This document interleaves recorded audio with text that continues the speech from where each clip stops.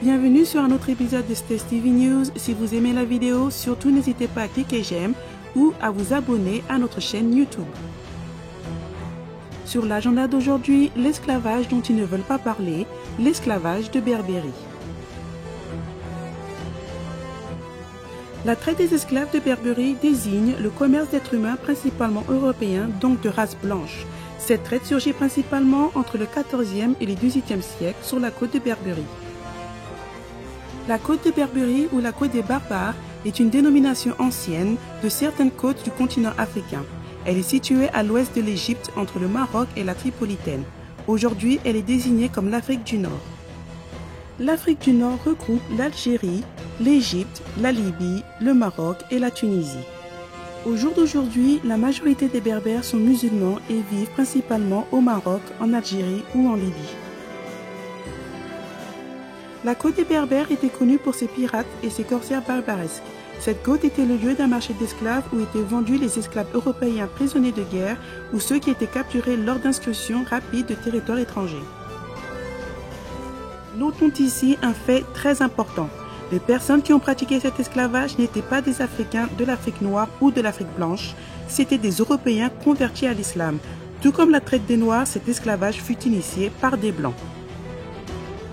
Une autre chose à noter est que l'esclavage des Noirs et l'esclavage des Blancs furent commencés au même moment. Les statistiques indiquent que plus d'1 million d'Européens furent capturés de 1500 à 1800. Cette période correspond à l'apogée d'une pratique commencée dès l'arrivée de l'islam en Afrique du Nord. Cela dit, de 1500 à 1650, le nombre d'esclaves européens dépasse largement celui des Africains envoyés comme esclaves en Amérique.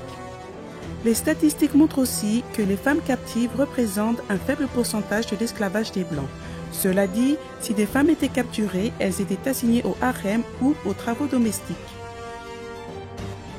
Dès leur arrivée, ils étaient menés au marché où le Kodja les vendait à la criée. Les uns étaient conduits au bagne où ils étaient employés à des travaux très durs.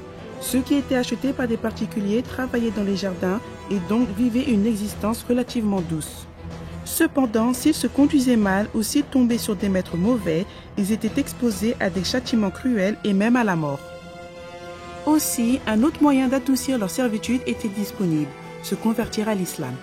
C'est le cas du renégat hollandais Jan Junsun, devenu l'un des pirates les plus riches et redoutables sous son nom islamique, Mourad Reis. Capturé en 1618, il a tenté à plusieurs occasions de convaincre son entourage à se convertir à l'islam. Il mourut en 1641. La traite des Blancs se finit vers 1830, date vers laquelle la France a conquis l'Algérie. Merci d'avoir regardé une autre vidéo de Stess TV News. Si vous avez aimé la vidéo, n'hésitez pas de cliquer j'aime, de vous abonner à notre chaîne ou de partager la vidéo. Vos commentaires, comme toujours, sont les bienvenus.